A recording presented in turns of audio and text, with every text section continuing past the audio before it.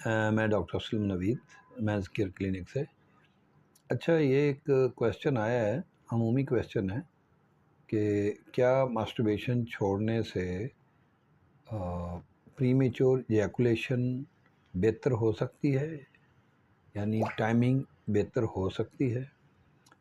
इसका जवाब बहुत सादा है कि जब मास्टरबेशन छोड़ेंगे तो प्रीमेच्योर इजैकुलेशन बढ़ सकती है। न सिर्फ ये कि कम होगी बल्कि बढ़ेगी, क्योंकि एक्साइटमेंट बढ़ती रहेगी, तो उससे आपकी इजैकुलेशन टाइम कम हो सकता है।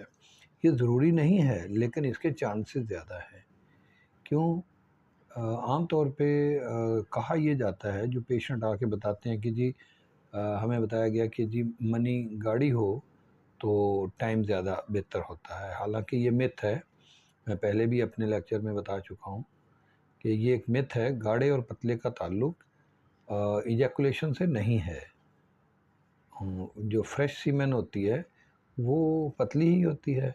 हमें इसकी मिसाल दिया करता हूँ कि दो टैंकर खड़े हों, एक टैंकर पानी का और एक मोबलैल का। तो मोबलैल ज़ाहिर है गाढ़ा है, पानी पतला है, लेकिन अगर वाल मोबलैल के टैंकर का ख़राब है और पानी के टैंकर का वाल ठीक है, तो आप देखेंगे कि जिसका वाल ख़राब है, बेशक वो गाढ़ा है मोबलैल, वो गिर जाएगा, और जबकि पानी का वाले टैंकर का वाल अगर ठीक है तो वो एक कतरा भी नहीं गिरने देगा।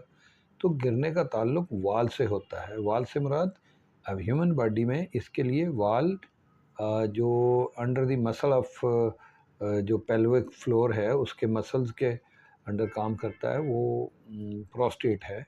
तो प्रोस्टेट को भी जर्क आती है, मसल्स को जब जर्क लगती है तो तब जो सीमेन चाहे पतली हो या गाढ़ी हो, जब उसे जर्क आ जाएगी तो वो इजैकुलेट कर जाएगा।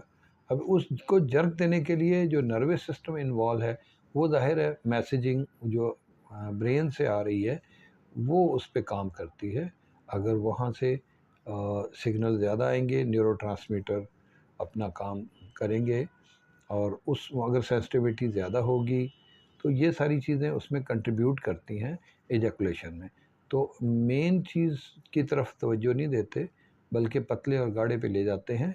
इसका कोई ताल्लुक है नहीं इससे। मास्टरबेशन रोकने से ज़ाहिर है एक्साइटमेंट बढ़ेगी तो टाइम कम हो जाएगा। बहुत शुक्रिया।